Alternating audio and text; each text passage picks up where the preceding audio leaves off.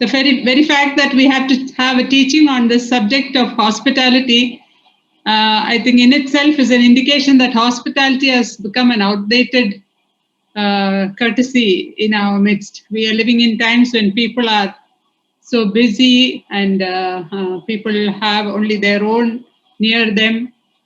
Homes have become minute compared to the large homes. I mean, the number of people in the homes have become minimum compared to the large numbers that existed in the past. And people have no time for anyone else. That's the rush that we have today. But I think it will be good if we can consider hospitality and what scripture tells us about hospitality, so that in the days to come we can change the routines to accommodate people into our homes and into our lives. Some time back, I had a young IT professional visiting us, and he came in the evening and he was discussing things with my husband. It took some time for him to leave. So I encouraged him to have dinner with us because already it was our dinner time. But he was so apologetic and he said, "No, I will not have, I'm going." No, I compelled him and then he had dinner with us. But he was so apologetic for having to have dinner with us without prior notice. Actually, that apology took me by surprise because in our home, we practice this. Whoever comes there at any odd time, we ask them if they have lunch or dinner, whether they will join with us for lunch or dinner. I kept thinking about what hospitality means to us today. In generations gone by, our homes were always open to those who used to pass by. Journeys undertaken would be long, no buses or trains or cars. People used to walk or they used to have bullock carts. And they had to travel a long time to reach their destinations.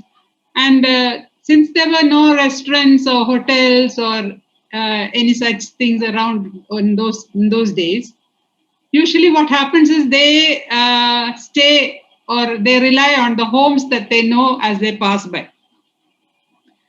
Food would just be a plain, humble meal. There would not be much. But whoever came by, however small the meal was, however small the house was, people were willing to accommodate others into their homes.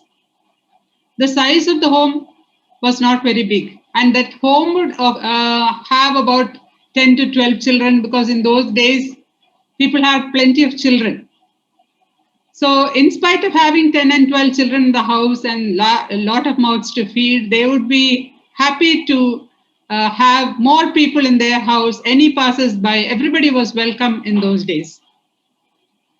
But today we have bigger houses, fewer children. Most homes have just 2, maybe 3. More than 3 we don't find actually these days. And we have bigger homes than our parents and grandparents had.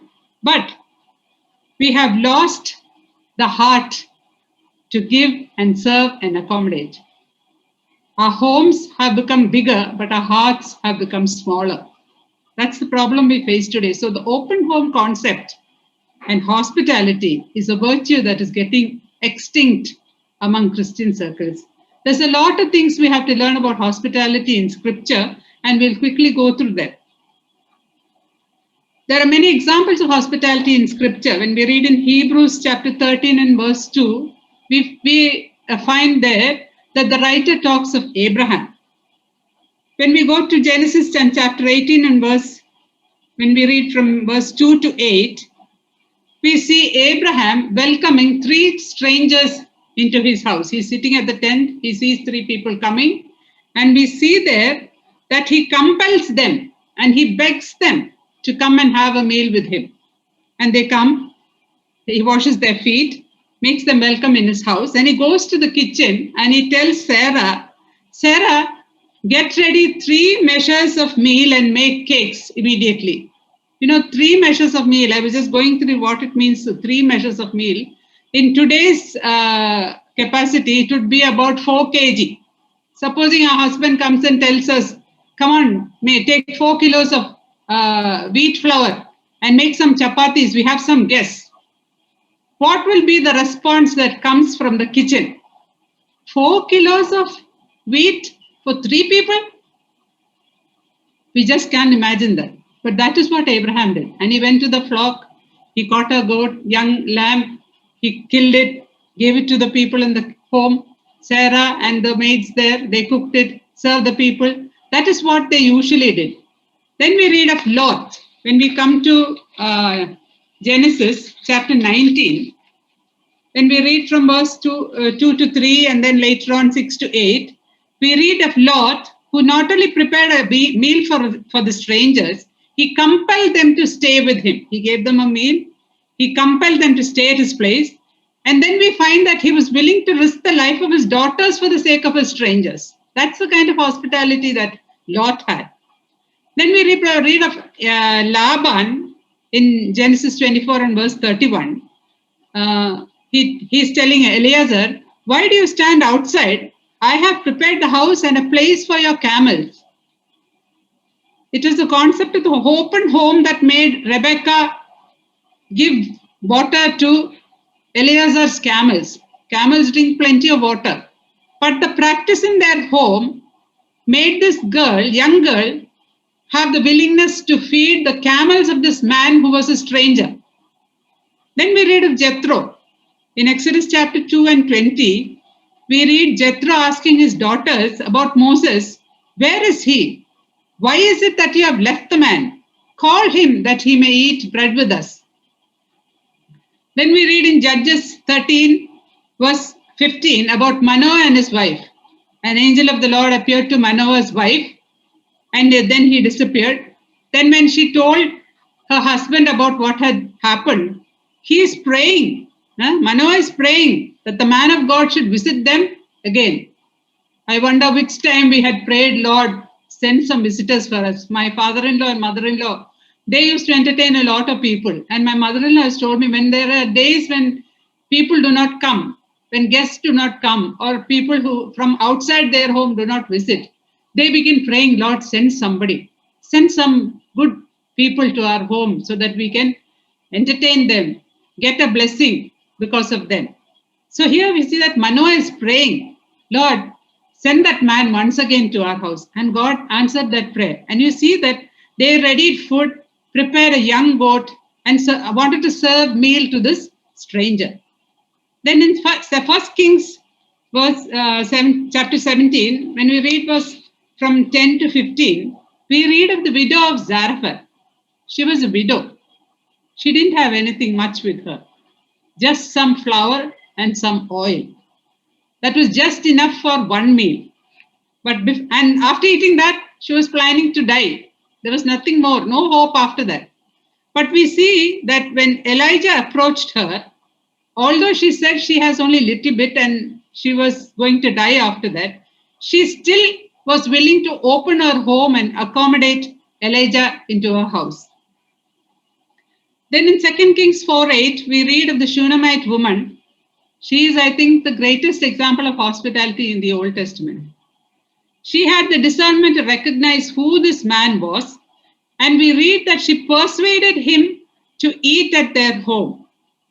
Not only that, as often as he passed by, he would turn in there and eat food. And then we see that she encouraged her husband to build a small room for him in the upper part of the house and fill the house with the basic amenities for this man of God. So they spent so much for him. So she encouraged her husband also to do it. So her hospitality brought blessings later on into her lives. Then we read of Job in Job chapter 31 and verse 17, that Job also had an open home. He says he has not eaten his morsel by himself so that the fatherless could not eat it. Now what does that mean? He has not eaten his morsel by himself. This means that before he ate, he saw to it that a hungry person would have a meal or somebody would eat with him. Or it can also mean that he left behind some of his food so that a hungry man outside could eat it. Then in Job 31:32, we read of Job saying that he opened the doors of his house to the traveler and no sojourner had to lodge in the street because of his house. What a great attitude Job had. He opened the doors of his house to the traveler, and no sojourner had to lodge in the street. Job truly had an open heart and an open home. When we come to the New Testament, we read of the Samaritans who urged Jesus to stay with them, and he stayed with them for 2 more days. John 4 and verse 40, we read that because they urged him, Jesus stayed there for 2 more days. When was the last time we urged someone to stay in our house? Then we read of Mary and Martha and the house of Bethany. We don't need to explain that. How they opened the doors of their home to Jesus. He stayed with them, lodged with them, had a close bond with that family, so that in John chapter 11, we see 3 times it is mentioned that he loved them so much. That was the bond they had developed with Jesus, Mary and Martha's family. When we come to the book of Acts, we read of Barnabas who entertained Saul of Tarsus in his home. And when we come to, when Paul came to Corinth, we read of Aquila and Priscilla who took him into their home, Acts 18, verses 1 to 3. There we read in verse 11, chapter 18, Acts chapter 18, verse 11, that Paul stayed with them for a year and a half. Then in about Aquila and Priscilla also we read that after Paul left to Antioch in chapter 18, Acts chapter 18, verse 26, that they encouraged others.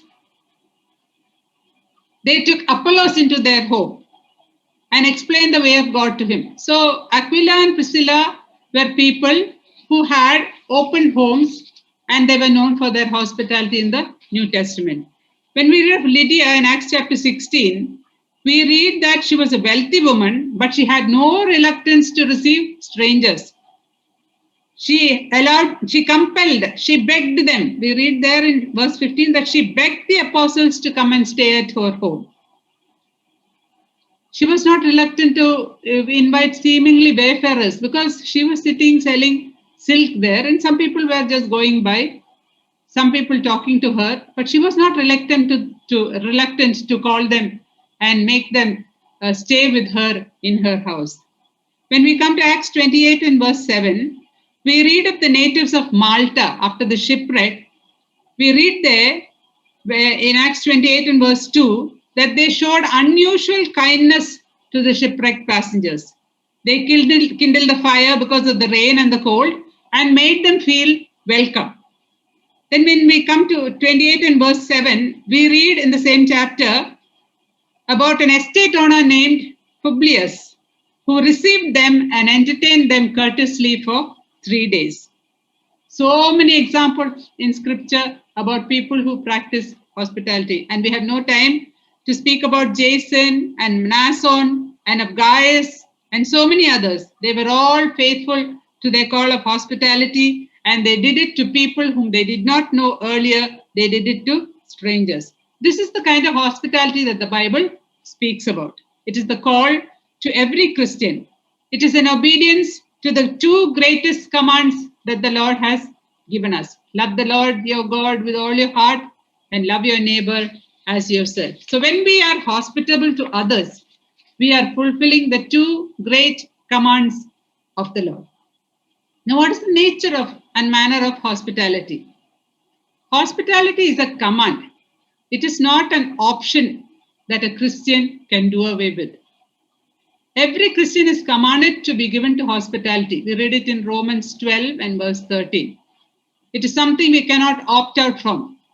It is not a gift that is given to only a few. It is spoken as a requisite for every believer. If it is a command, it is for every believer.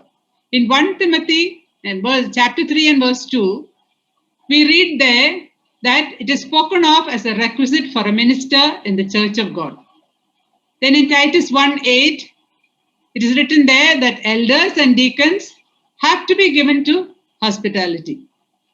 Then in 1 Timothy 5 and verse 10, it is said to be the test of the Christian character of a woman who is worthy to be a deaconess. In Proverbs 31:20, we know of that woman. The woman in Proverbs 31, she's so famous. But we see that she is involved in hospitality with others in her home. Jesus reminds us that we should show hospitality to those in need and to care and honor them as esteemed guests. We read it in Luke 14 and 12 to 14. We don't have time to go through all the verses, but if you can note them down and you can read it on your own, we find that Jesus telling the disciples and those around that they should show hospitality to those in need of love and care. The Greek word for hospitality means love for strangers. It is to show warmth to strangers with a readiness for generosity by entertaining them in one's home. Biblical hospitality is not about entertaining special guests or well-known friends. You can do that, but it is always good to show compassion, care, love, and concern to those whom we do not know much. Those who are not our real friends, those who are beyond our friendship, so that we can build a bond of friendship with them, introduce them to Christ, or through our life show them what discipleship truly means. The Greeks often believed that their god Zeus, who is the god of hospitality, visited them. It is believed that god Zeus would come to the doorstep as a traveler or a stranger, and those who receive him would get a blessing. So in those days, that is why this Greek word for hospitality means love for strangers. It comes from their idea of who Zeus, the god Zeus, was. Now I just want to say a couple of lines about women.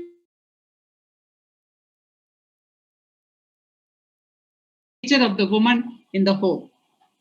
There are many men, some have even told my husband that they want to invite and entertain people in their homes, but they are unable to do so because their wives are not interested in taking the trouble. There are so many men who are large-hearted to accommodate people in their homes, but they are unable to do so because their wives are not in favor of it. So if the woman of the home is unwilling to share, to love, to take trouble, to work hard, to let her house be untidy for a while and disoriented for a while, that home will not be a hospitable home. So women are the ones who are most important in the area of hospitality. There are some homes where you don't feel like going. Not because the house is not good and neat or big enough, but somehow you don't feel like going there because of the nature of the woman in the home. But there are other homes which are not so clean, always untidy, toys lying around, children's things lying around, heaps of clothes on the sofa, but you still like going there because the woman in that home is so loving and caring and affectionate and wants to entertain others in their home. So the difference lies in the mind of the woman dwelling in that home. She is the fountain from which warmth and love and care and concern flows to everyone who goes in there. So what is the heart of the matter? The heart of hospitality, heart of the gospel is rooted in hospitality. We are hospitable because of what Christ did for us. The heart of the gospel is rooted in hospitality. God reached out to me, and therefore I reached out to others. God reached out to me when I was helpless, so I reached out to the helpless.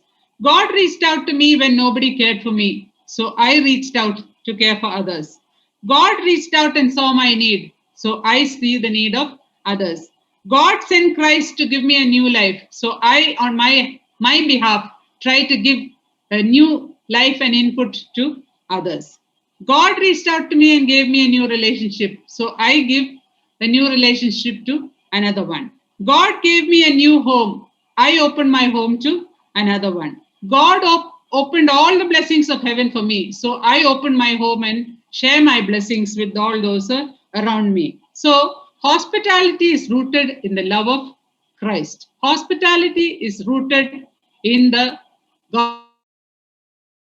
Hospitality is core and fundamental for every Christian who is alive on this earth.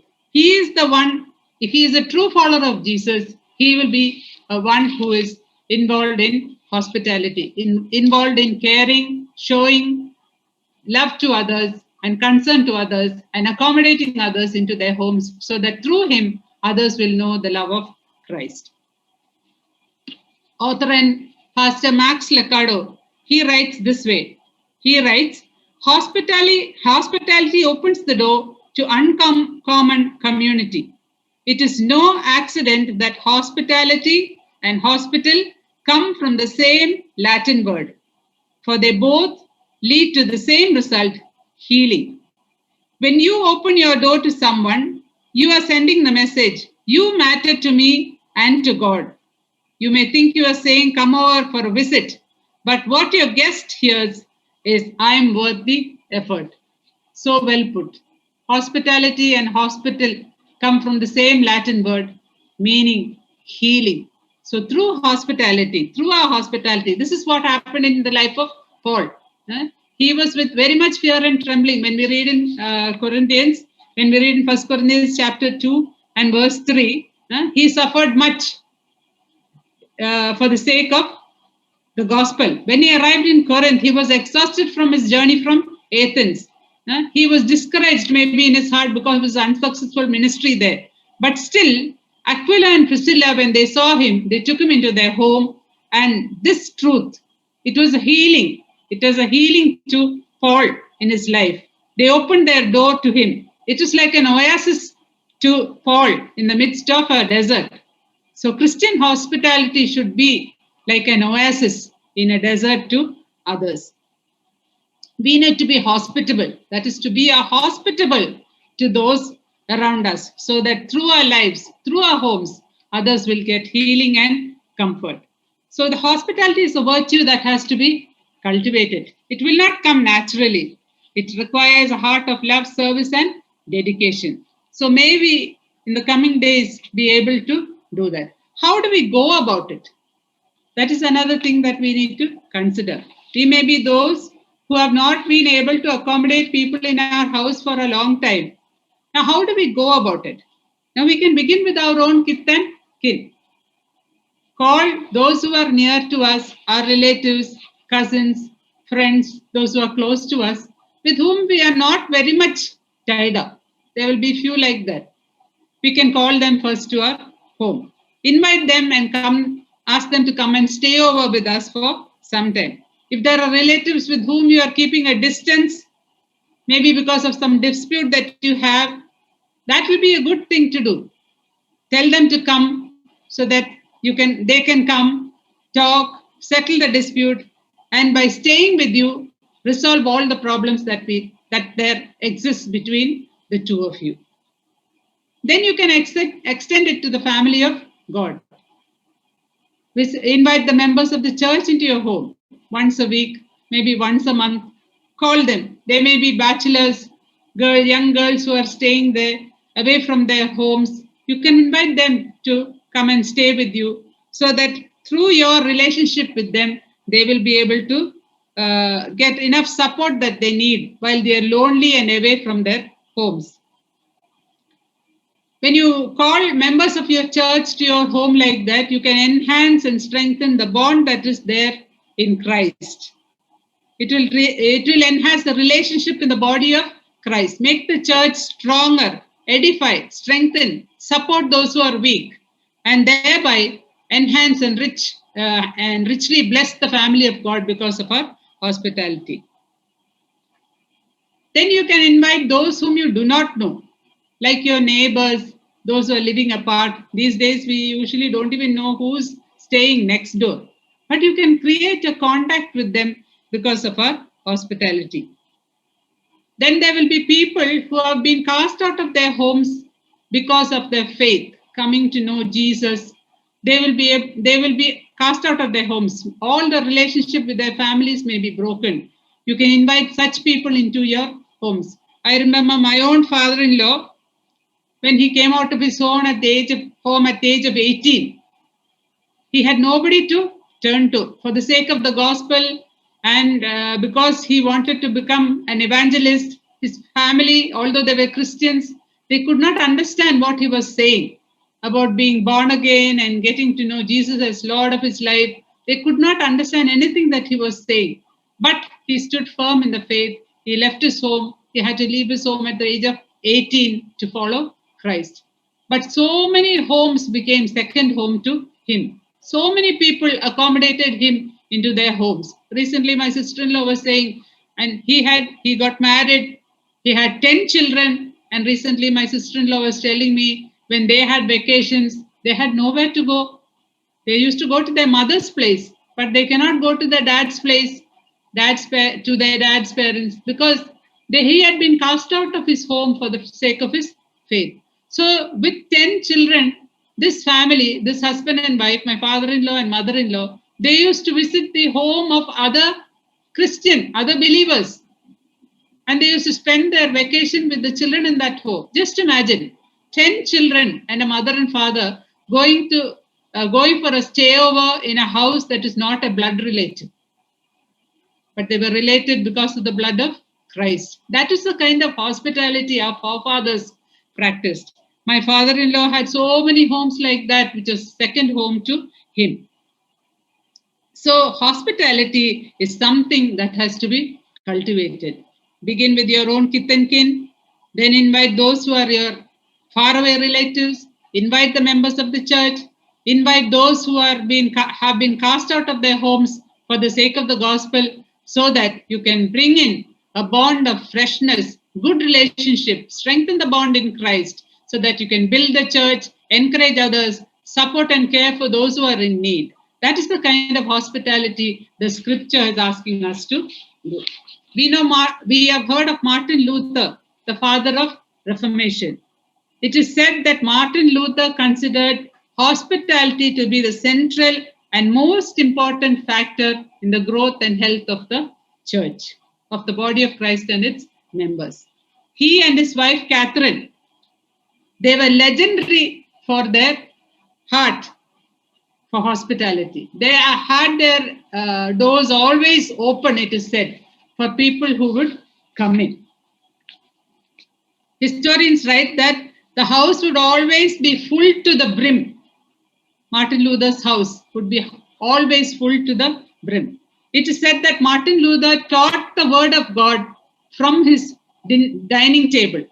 People would all gather around his table, and he would teach them the truths of God's word.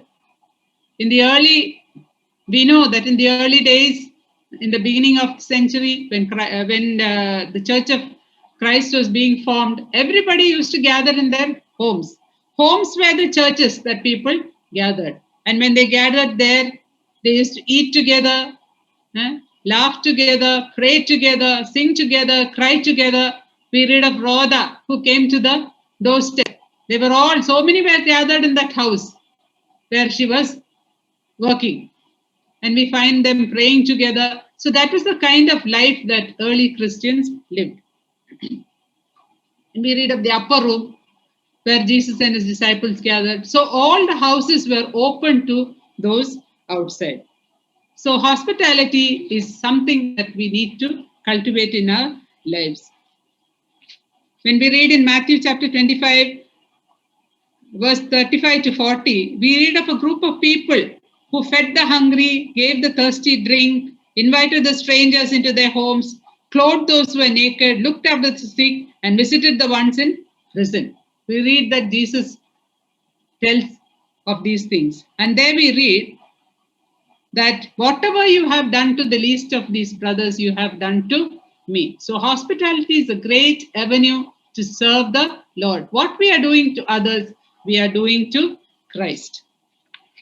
Now we will go on to why people are not interested in doing hospitality to others. We have seen the importance of hospitality, what scripture tells about it. Now we are going to see why people have a backward thought about hospitality. Why is it that people are not interested in doing this? Because having an open home is not an easy business. There is lot of challenges. There are a lot of challenges that we face when we are hospitable to others. So we look at some of the challenges that we have when we have people invited into our homes. Now, the first one is the challenge of the heart. By that I mean that the biggest challenge that we face in doing hospitality is our own hearts. An unwilling heart is the biggest challenge to hospitality. We are living in a society that is becoming more and more self-centered. People are always concerned about my family, my children, my house, my job, my things. Everything is my. This is truly unbiblical and unchristian. The Lord always wants us to be those who are willing to serve others. So, the biggest challenge is the challenge of the heart. A Christian heart should always be willing to serve. It should be a heart that is ready to give, to serve, to love. I always think of the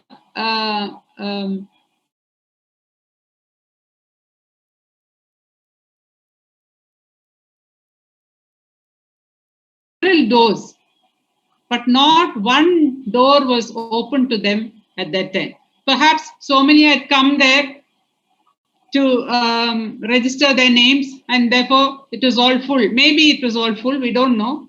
But not even a single door. Even the innkeeper said, there is no place in the inn. If you want, you can use the manger. So that was the plight in those days.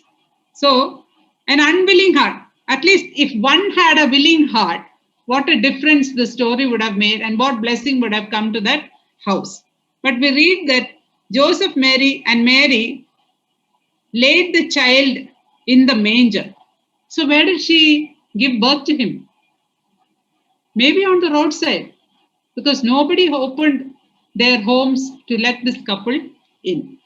In 2 Corinthians chapter 8 and verse 11, that Paul is speaking about giving. It is the context of giving.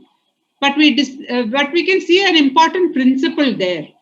We read there that the Macedonian believers were willing to give in spite of their deep poverty.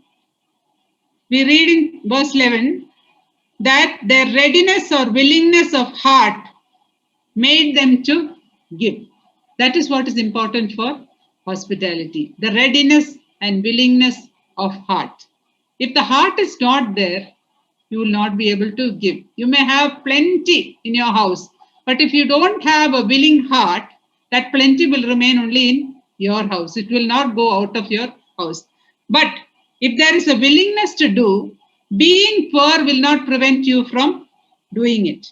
Poverty is no excuse for hospitality. We see that the Macedonian believers, they were utterly poor, but they were willing to give. Even if there is only little that you can share, what you have, you can share if you have the willingness of heart. That is what the widow of Zarephath did. She had a willing heart. If she had thought of tomorrow, what will happen, she would never have given that little flour and she would not have made that cake and given to the prophet. But she had a willing heart. So the greatest challenge is the willingness of the heart. If we are not willing, we will not be able to accommodate people in our homes. So we need to have a change of heart to be hospitable to others. Galatians 6:10 asks us to do good to everyone as you have the opportunity. The opportunity is always there. It is only that we need to have a willing heart to do that good. Then the next one that we see is the challenge of trouble. Without me telling, you all know that entertaining people is trouble. You have enough trouble with your children and the needs of your house and all that you have in your home. And you don't want to take the bother of inviting others because of additional trouble. But as a Christian, we must be willing to take trouble. Any amount of trouble can be taken because, as I told you, hospitality is rooted in the love of Christ. Hospitality is rooted in the gospel. Christ took all the trouble for me. So I must be willing to take any trouble for anybody. An open home is hard work. There is much labor involved in it. That is why in 1 Peter 4:9, we read to do it without grumbling. Be hospitable without grumbling. 1 Peter 4:9. There is much physical, mental, spiritual labor involved. And we read in 1 Peter 4:9 that we should do it without grumbling. I came to read the New Living Translation of this verse. I found it very good. So, the New Living Translation says, cheerfully share your home with those who need a meal or a place to stay. That is the New Living Translation of 1 Peter 4:9. Cheerfully share your home with those who need a meal or a place to stay. And just before that, this 1 Peter 4:9, that paragraph, just at the start of the paragraph, why should we be hospitable? So many things are mentioned there, and one of the things mentioned is to be hospitable without grumbling. Why should we do it like that? Why should we do without grumbling? Why should we be hospitable without grumbling? Because we read there that the end of all things is to come. The end of all things is to come. So do be like this. That is what that passage says. And one of that is be hospitable without grumbling. Cheerfully share your home with those who need a meal and a place to stay. We read in Luke 10 and verse 40 how Martha complained to Jesus about the labor that she had to do.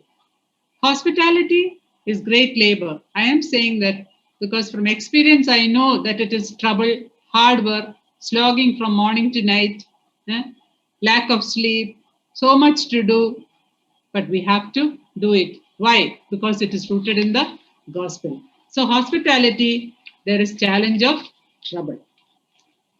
Now next, then we have the challenge of selfishness. I could go to many examples, but I'm not going into that. Next is the challenge of selfishness. Often, this is a great hindrance for an open home. In 2 Timothy chapter 3 and verse 2, when we read the nature of men in the end times, we read there that people will be lovers of themselves, which means they will love only themselves. They will be selfish. They will think of only their own needs. They will not think of the needs of anybody else. And when we look around today, we know that it is the end times because people love only themselves. They are not concerned about what happens next door. When we go to places abroad, we cannot find anybody knowing who's staying in the house next door.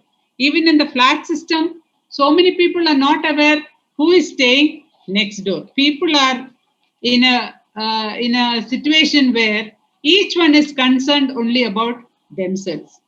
This is a great challenge for hospitality. When we are selfish, we cannot have an open home and be hospitable. As a follower of Jesus, one who is following Jesus has denied his self. The Lord has told us to take up our cross and follow him. Say no to self. The I must die and give place to others. So that is the kind of person who will be truly hospitable. The one who is not wanting to show himself, who's not wanting to treat himself as the main person, who is not wanting to be the center of attraction of others, but who wants to die, who wants to be the one who is lowest, who wants to consider the other person. So hospitality is one in which we should not be selfish, concerned about the other person. Next, we have the challenge of finance and material things. Without me telling you, that also is understood. When you are hospitable, you have to open your purse. We read of the Shunammite woman, as I mentioned earlier. She spent so much of money there. She built a room for this prophet. She bought all the amenities that are needed for that man to stay there. A bed, table, lamp, everything that he needed. Not only that, she made facilities for his servant also to stay. What a great heart she had. So we read that both of them stayed there. As long as the prophet stayed, the servant also stayed there. There was no murmur and complaint. She joyfully welcomed them into her house. So it is a great challenge on our finances. But we should know that what we spend for others, the Lord will return to us in due time. What we reap, we will sow. When we read in Luke chapter 3 and verse 38, what we give to others, we will receive back, shaken together, pressed together, in a greater amount, which will come back to us. Reaping what we sow, reaping later than we sow, reaping always more than we sow. So, our finances should not be a block to give to and spend for others. We should have hearts that open our purses to others. Our extra should meet the needs of others' wants. We read of manna in 2 Corinthians chapter 8 and verse 9. We read of manna that those who collected more did not have more, and those who collected less did not have less. I've always wondered what is the meaning of that. What do you think it means? It means that those who collected more, if they left it over for the next day, it would putrefy. It would be of no use. So what they did, when they collected more, if somebody was able to collect more, what did they do? They gave the extra that they had to those who could not collect that much. That should be the principle. There in 2 Corinthians chapter 8, it talks about giving. It talks about finances. How we need to use our finances for the blessing of others. There we read that those who collected more did not have more, and those who collected less did not have less, meaning that those who had more made use of that extra to give to those who did not collect for their own need. So when we see the need of others, when we see others in want, we should be able to help them with what we have. Hospitality is extending our finances to meet the need of others. Bringing into our home those who are in want. Somebody has no place to stay. Come, till you get a place, stay with us. Stay with us until you find a proper place to stay, some place which you can stay within the means that you have. So that is the way we open our home. Our extra should meet the basic needs of others. The Lord enable us to do that first. If we seek God's kingdom and righteousness first, He has promised to meet all our needs. So our hearts should open out to those in need, those who are in need of want, care, and those who are in trouble. We should be able to help them with what we have. So the challenge of finance is a great thing in this day because we have so much to spend on our material needs. See, petrol itself is costing about 100 rupees for a liter now. So only if we have sufficient money can we survive today. But still, in the midst of that, keep something to help another person. Do something to encourage another person. Make your home open to those who can come in and have a meal and share with what we have. It is not in the big largeness of the amount that we give or share with others. The little we have, if we are willing to share, it will be a source of encouragement for someone else. So that's the challenge of finances. Then we have the challenge of time. Everybody has only 24 hours.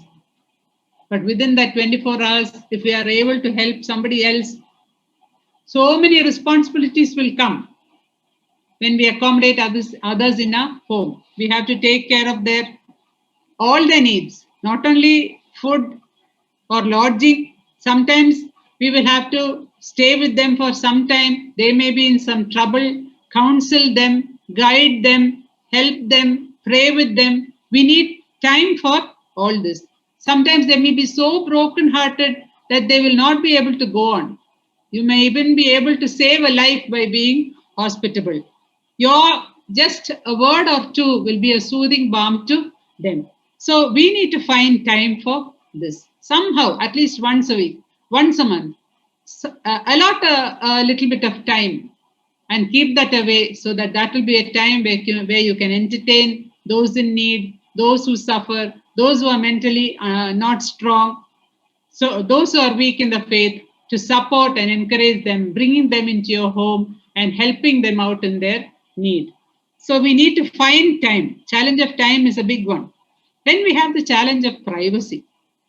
This is a great challenge because sometimes the ones who come into a home, they may disrupt the harmony of the home, the goodness of the home, because sometimes you may not even be able to share your heart out with your husband because of the too many people in your home. Sometimes you may have things that you have to talk in secret between the two of you, but you may not have the chance to do it. So that challenge is a great challenge, especially when children are growing up. And if they are girls, like in our home, we had 4 daughters, and when they were growing up, this was a big challenge. When they were very small, we used to accommodate young men from other faiths in our home. They used to stay with us. Some were cast out of their homes. They could not continue their studies. They stayed with us and studied. They continued their studies. Some were working. They could not find a place to stay. They were staying with us for some time. But once our children became a little bit bigger, when they were growing up, we stopped inviting young people like this to stay over at our home because it is a challenge to our privacy, to their privacy. And often, when children who are growing up, especially girls, when they are growing up, if they cannot have a privacy in their lives, they will get a negative attitude to the hospitality that we are talking of.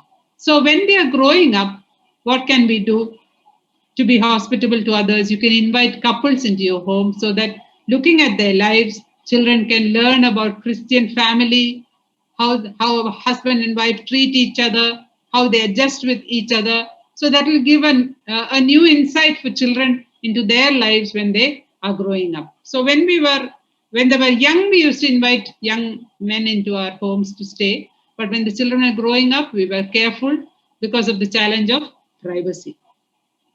Then there's the challenge of risk. This is also a big one because in these days, some are not true believers. Some may be spying on us. Some may be people who are not genuine. So when it comes like that, this is a big risk for our hospitality and even for our faith. Sometimes it is a big risk for the church that we are in. So there is great risk involved in welcoming strangers into our home.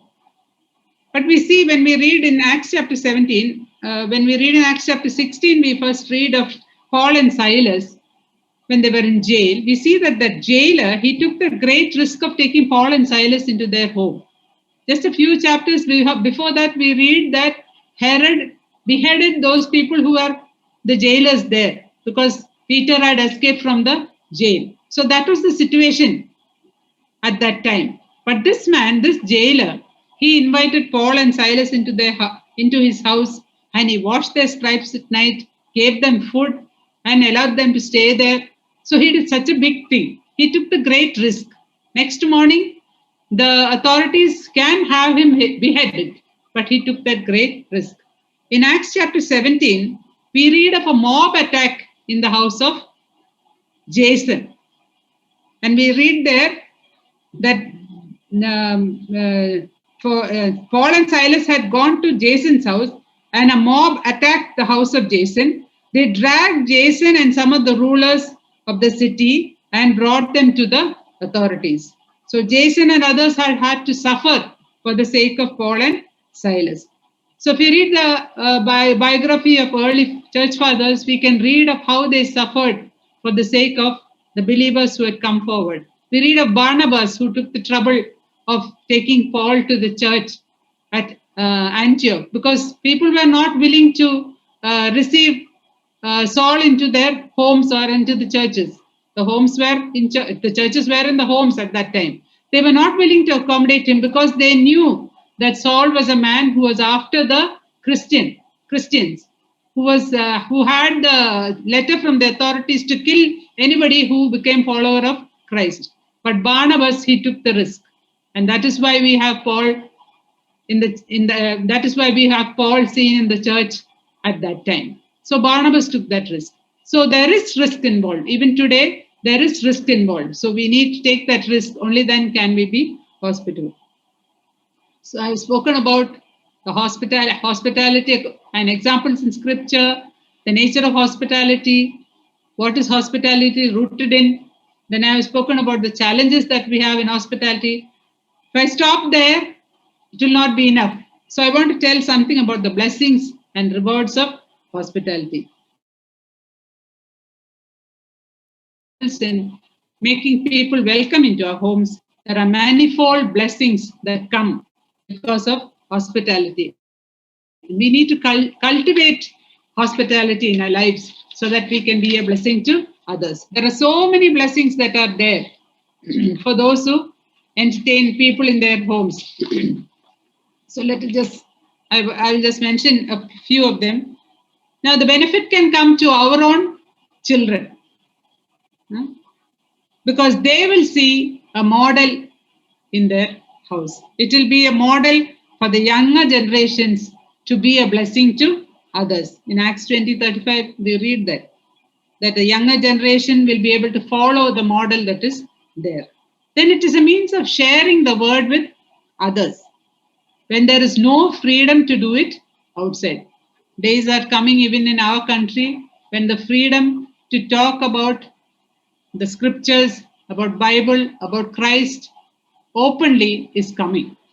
But when we have a hospitality, entertainment of people in our homes, when we are hospitable to others, we can share the word easily with others. It is a means of sharing the gospel and the truths of God's word with others.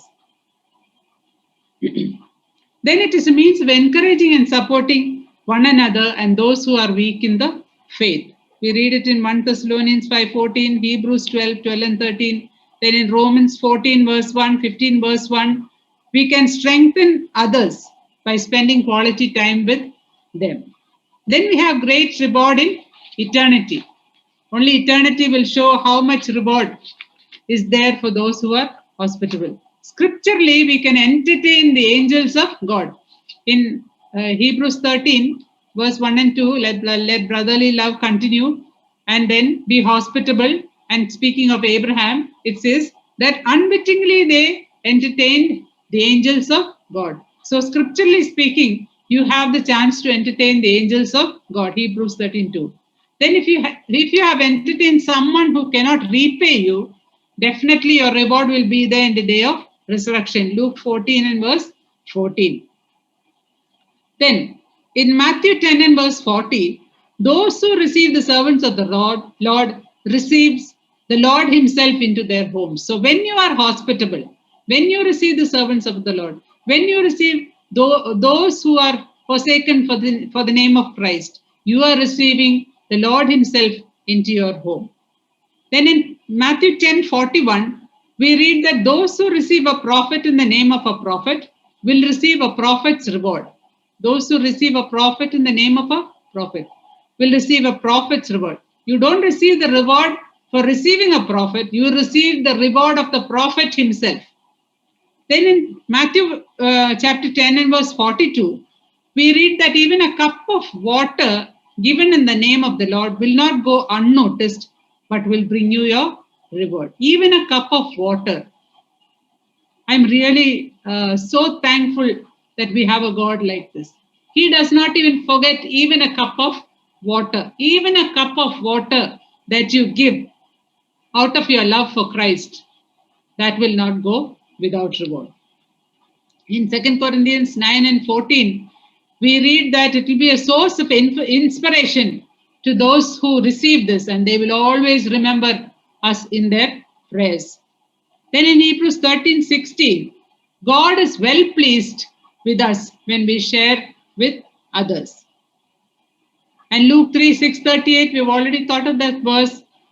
The Lord will measure to you the same measure that we have measured to others. Then in 2 Corinthians 9, 10 to 12, we read that the Lord will increase our supplies and God's name will be glorified and many thanks will go to God because of what we have done. In Psalm 41 and verse 1 and 2, we see, Blessed is the one who considers the poor.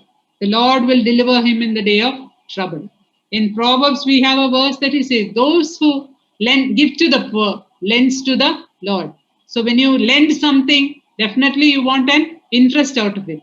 And when you lend to the poor, you are lending. When you give to the poor, you are lending to the Lord. If you are lending to the Lord, definitely if earthly banks give you an interest, definitely the heavens bank will surely pay its double interest to you. I've read about what Mother Teresa used to say. Somebody asked her, asked Mother Teresa, why she picked up all those lepers and homeless people and all the forlorn and unwanted people on the roads into her charity home. And she replied, whenever I see the face of these people, and every face, I see the face of Jesus. That is what the Lord also said. When you open your home to others, you open your home to Jesus Himself. On the final day, Matthew 25:21, you are going to hear the good words that our Lord will say, well done, good and faithful servant. In Matthew 25 and verse 46, our Master tells us, assuredly I say unto you, inasmuch as you did to one of these, you have done it to me. Let us not forget that the Lord is our reward. He is the rewarder of what we have done. If He has commanded us to do it, we will receive the reward for obedience to the command. Let us open our home to those who are in need, those who want comfort, those who want shelter, those who are in trouble, those who are in tears, so that we can offer them comfort through our lives, through our words, through our kindness. It can be a means, our hospitality can be a means for people to come to know the love of Christ, because hospitality is rooted in the gospel of Christ. Let me close with one question. If Jesus Christ were living on earth today, would our homes be the one at Bethany? Would our homes be the one where He could come and stay and enjoy comfort and hospitality and love and care? Jesus was a homeless man, but He found a home in the home at Bethany. There are so many around us who are in need. Will our home be the one at Bethany? May God bless these words to our hearts today.